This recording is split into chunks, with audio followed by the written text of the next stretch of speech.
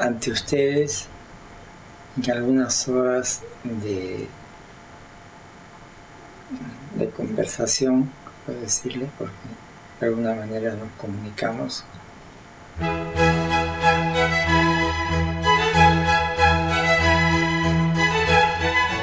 Bueno, es un vínculo de muchas generaciones.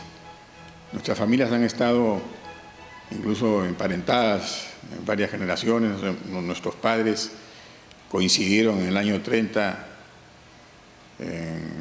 dentro del APRA y ambos dirigieron el movimiento que concluyó en la captura de Huacho por los militantes apristas.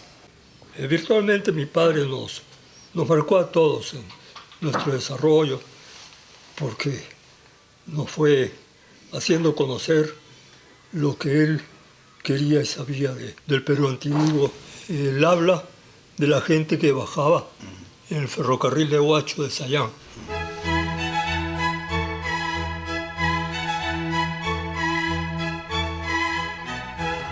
Hablaban quechua entre ellas mientras se iban bañando. Entonces yo empecé a preguntarles, de 10, 11 años de edad, empecé a preguntarles cómo era el pueblo donde venían, cuáles eran sus tareas habituales en el campo.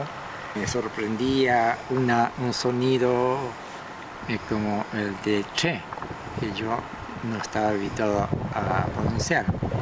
Bueno, lo supe entonces, venían de Pacaraos, pero que eran hablantes de un dialecto que está ahora por extinguirse o casi extinguido y que pertenece a un área importante del quechua, el área 1 o el contacto entre el área 1 y el área 2. La poesía le viene de muy chico. Yo no recuerdo, pero vivíamos en la hacienda Esquivel, en Guaral, donde mi padre administraba una fábrica de aceites y jabones. Y él tendría pues 10 años. Vivía en las paredes, entonces mi mamá lo alentaba, le regalaba cuadernos y lápices. Cuadernos un poco probablemente para que no le escribiera en las paredes. Y un pollito se murió. Entonces, todos chicos nosotros, yo tenía 11 años, Alfredo 10, así, se llevó al pollito en andas hasta un paredón de adobe que teníamos en la huerta de la casa, y en un hueco en la pared se le enterró el pollito, y una plancha encima, y Alfredo escribió ahí un verso que yo recuerdo en ese tiempo.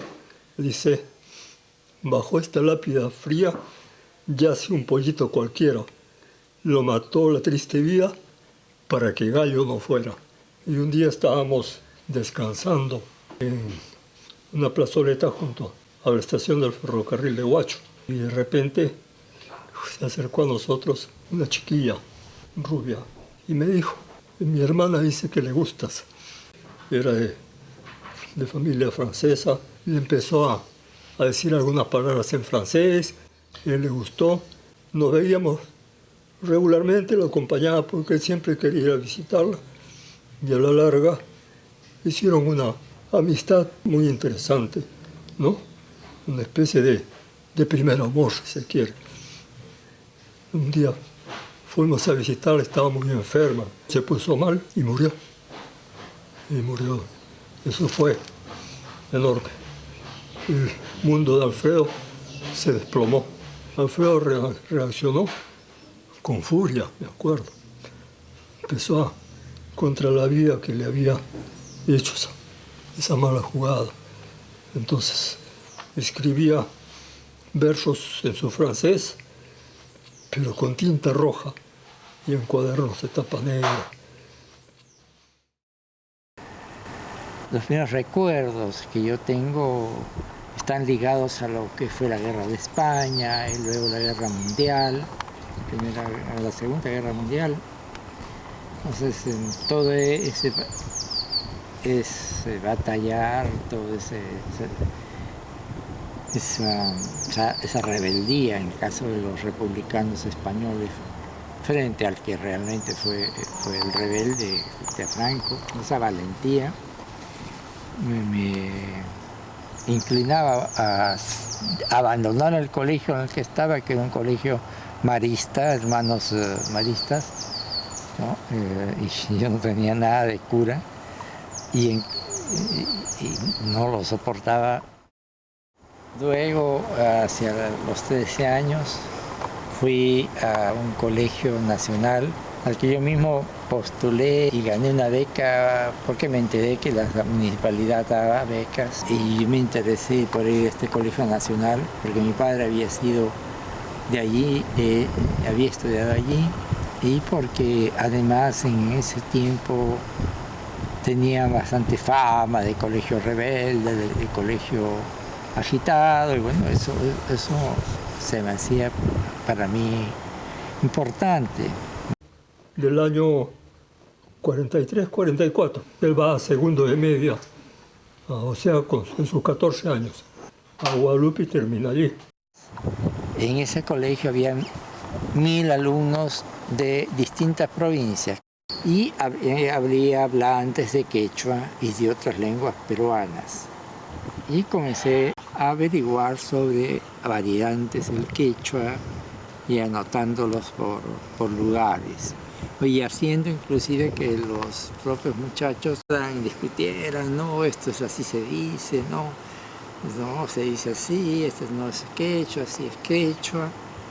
Y fui dándome cuenta que lo que se llamaba quechua eran variedades muy grandes de una misma lengua y más tarde llegué a comprender que se trataban de varias lenguas quechuas.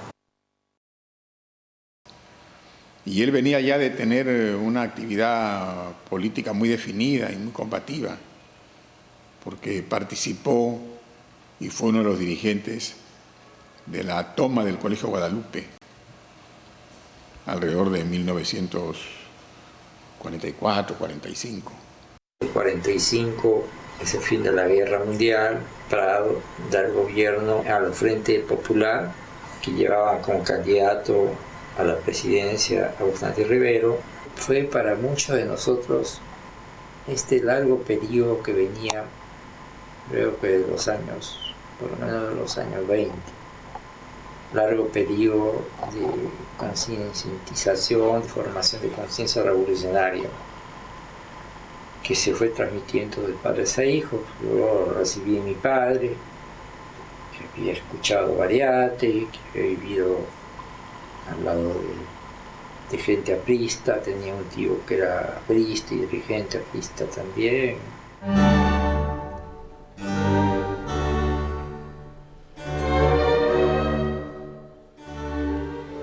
Luego en la universidad, él desde un comienzo definió muy claramente su posición política, en ese entonces vinculada al Partido Comunista, que era el único que existía en el lo que después se llamó soviético.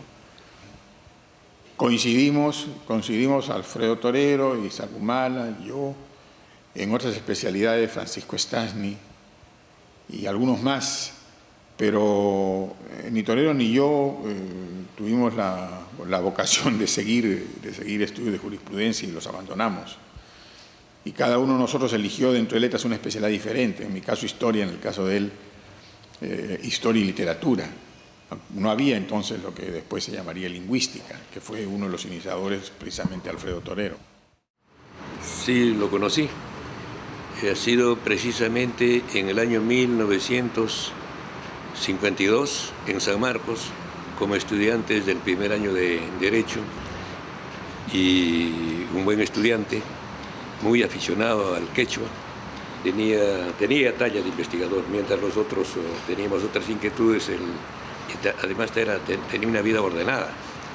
Y me acuerdo bien porque yo fui candidato para el Centro Federal de Derecho, entonces él fue mi personero. Odría lo depuso el año 48 e inició 8 años de persecución. Toda esta vida nuestra en la universidad era como un rechazo a la represión, íbamos presos o había redadas en lo que caía casi todos. Este movimiento universitario de los años 50 era resultante de una larga historia que se había dado en sectores políticos, sectores obreros de la ciudad y del campo. Estábamos recogiendo y luego tratando de retransmitir el legado de los años 10, la lucha por la jornada de las 8 horas, de la formación de los gremios y sindicatos, de los primeros gremios y sindicatos, la lucha anarcosindicalista de los años 10 y los años 20, en la que tuvo un papel importante como ideólogo Manuel González Prada. Luego los años 20, que son muy agitados, muy ricos en experiencias, surgen además de movimientos literarios, los políticos. Es la época en que destacan Javier Latorre y Mariátegui. Militó conmigo en el comité del Partido Comunista de la Universidad de San Marcos. Organizamos una reunión que frecuentemente se reunía en su casa. Bueno, todos fuimos clientes y habituales consumidores en el Palermo, que era una especie de club universitario. Pero Alfredo era un hombre muy discreto, muy disciplinado. Confieso que muy pocas veces lo he visto tomar un vaso de alcohol, muy pocas veces, y en todo caso de forma muy medida. No es que se autocontrolara, sino que no tenía una cierta distancia o separación, ¿no? Era de horas de conversar, sí. Lo conocí en la militancia comunista, digamos, pero tuvimos trato a diario cuando trabajamos durante años en la agencia France Press. Ya dominaba el francés, cuando nosotros ni siquiera éramos muy tan nacionalistas que incluso estábamos contra el castellano, o sea, éramos muy fanáticos, pero él había superado esa etapa del izquierdismo, enfermedad del comunista. Ahora hablando en él, cuando pienso en él, veo que era mucho más maduro que nosotros. Que en esa época en France Press, la agencia francesa, trabajamos un conjunto de amigos notables, diría yo, exceptuando el Chabla, por supuesto. Por ejemplo, estaba Juanito Chan, Navarro Lévano, también muy amigo. Estaba Juan Larco, un hombre de teatro, que había vivido en Italia, en Cuba, y que era un hombre de muy extraordinario humor. Yo puedo atestiguar que era primero un gran traductor del francés al español, porque en ese momento, en esa época, los despachos venían en francés, un traductor extraordinario. Pero además en la discusión sobre los términos teníamos al alcance el diccionario de la Real Academia y podíamos confrontar las explicaciones de Alfredo con el diccionario y realmente era notable. En el Partido Comunista incluso compartimos una subversión interna, digamos, porque formamos un comité por disgusto con una línea un poco para nosotros vacilante de la dirección, ¿no? Y en esa línea estuvimos pues Torero, Juanito Chan y muchos otros compañeros, camaradas de la época. Ya volviendo a mi historia personal, el año 56, 97, 58 para mí fueron años de desconcierto en el terreno político, de falta de seguridad en el trabajo, de confianza en lo que se podía hacer. Entonces nuevamente mi interés por la lingüística tomó para mí más importancia y busqué estudiar, investigar nuevamente más. La agencia France Press en el Perú trasladaba su central de Lima a París, su central para Latinoamérica. Yo pedí que me trasladaran Bueno, así sucedió y en el año 60 viajé a Francia para estudiar lingüística, recién, digamos, tardíamente, después de haber hecho Derecho y Antropología en el Perú. Hice allí lingüística y también etnología, con excelentes maestros. En París, donde vine con mi mujer y mis dos hijos, uno de 6 años, empecé a trabajar con Martinet y escogí como tema lenguas muertas peruanas. Escogí el mochica. Bien, resultó que estábamos caminando por Saint-Germain y vimos en una vitrina una armadura muy extraña llena de púas. Entonces nos quedamos mirando y el dueño o gerente, el funcionario de este negocio, salió cordialmente y al vernos que estábamos interesados en esta armadura nos explicó que era una antigua armadura japonesa que se empleaba siglos antes para cazar osos. Continuamos conversando y resultó que este lugar donde nosotros habíamos arribado era nada menos que Maisonneuve. Maisonneuve es una vieja editorial francesa que estuvo dedicada a imprimir, entre otros renglones, algunos títulos de literatura e historia peruana. Maisonneuve editó el Ollantay y Maisonneuve también editó las obras completas de Felipe Pardo y Aliaga. Y entonces, interesados por esta novedad editorial para nosotros, para Torero y para mí, le pedimos que nos enseñara los libros que habían editado sobre el Perú, y entre ellos él mostró, y entusiasmó esto mucho a Torero, un libro sobre el Puquina. Y este fue el comienzo del interés de Alfredo por el idioma Puquina, que para él es un eslabón básico dentro de la lingüística andina que él estudiaba. Cambié del mochica al Puquina, o no cambié, sino que seguí trabajando en las dos lenguas. Varias de las lenguas que estudió son a la fecha lenguas muertas. Por ejemplo, el Puquina ya no se hablaba desde el siglo XIX. El mochica, seguramente el último que lo habló, lo hizo hacia 1967. El Cuyi hacia 1949. El Cholón, el último que se habló, lo encontramos todavía en 1984. Y varias de las lenguas de la costa, como el Sek, como el Quinam, como el Tayán, ya habían desaparecido mucho antes, probablemente a fines del siglo XVIII. Esa época fue muy intensa. Tenía familia, tenía trabajo en la francés, las clases en la universidad, la asistencia a las bibliotecas, mi investigación sobre el Puquina, que se resistía a ser entendido, que además es una lengua de estructura distinta a la quechua y a la aymara con la que yo había trabajado hasta entonces. En el año 65 presenté mi tesis sobre el Puquina, mi doctorado, tesis doctoral. En síntesis, el Puquina se habló de un espacio relativamente grande que comprende el sur del Perú, entre ellos parte de Arequipa, o si no es todo Arequipa, el Cusco, lo que es ahora Puno, el altiplano del Collao en general.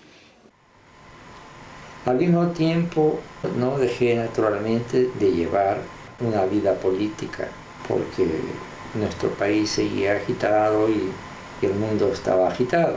Fueron años muy importantes en Francia. Viví los años del gaullismo, la liberación de Argelia, muchos movimientos de descolonización en el África. Y como yo trabajaba de periodista en la agencia France Press, tenía día a día la noticia fresca, que debía salir además muy rápido. Para señalar la importancia de esta lengua, que es una de las lenguas a la que se dedica Torero y produce incluso su tesis de doctor en la Sorbona. Es la lengua del primer imperio inca, lo que significa no hay un solo imperio inca si lo vemos desde el lado lingüístico. Hay por lo menos 3 imperios incas que se llaman imperios inca.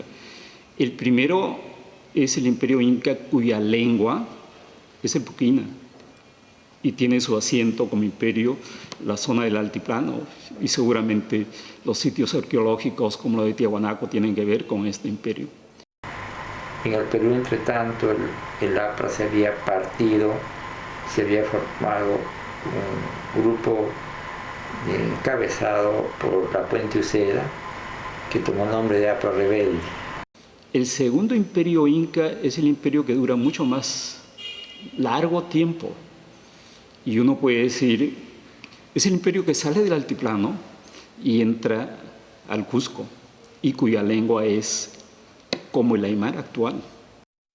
Un grupo de peruanos exilados o que habíamos ido a Europa, como Guillermo Lobatón, nos empezamos a reunir en París y a formar un grupo que designamos con el nombre de Segundo Frente. Buscamos contactos con los revolucionarios vietnamitas, con los argelinos, y íbamos constituyendo una organización que deseamos que fuera revolucionaria, ¿no?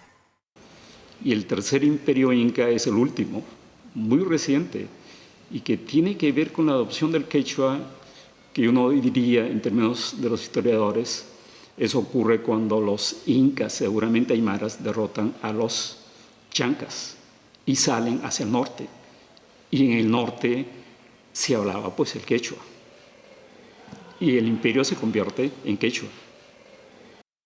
Segundo Frente se fusionó con el APRA Rebelde y nació de esa fusión en MIR.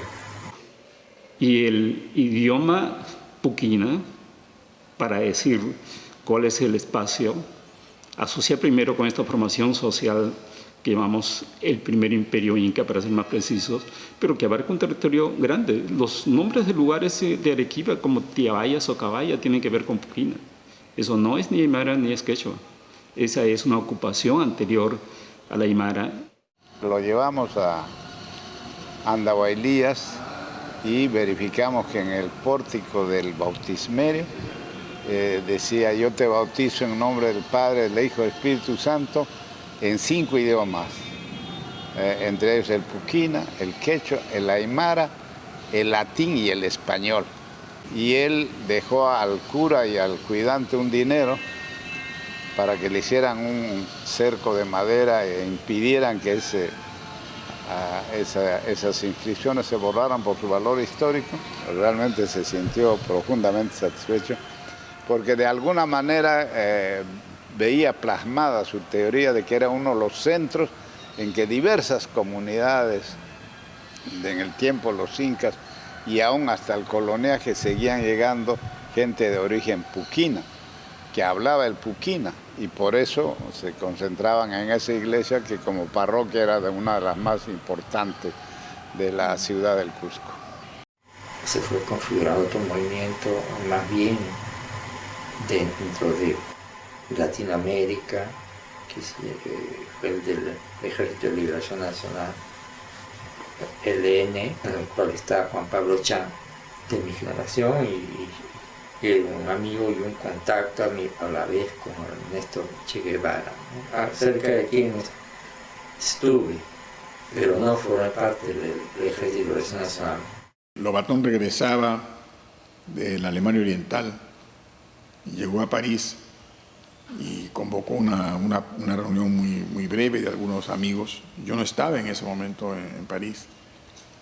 Y además de la conversación, según me refirió Alfredo, Lobatón les entregó unas páginas, yo no sé si serían a mimeógrafo o escritas a máquina, serían unas 10 o 15 páginas que yo leí en aquel entonces, y que era un análisis de la posición adoptada por los partidos comunistas en relación con los movimientos sociales latinoamericanos.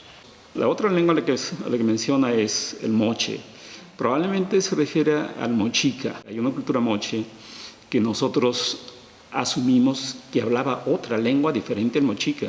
Esa otra lengua es lo que se llama el Quignam, que es una lengua costeña, seguramente la lengua de lo que fue el estado regional Moche o Chanchán, el Cholón.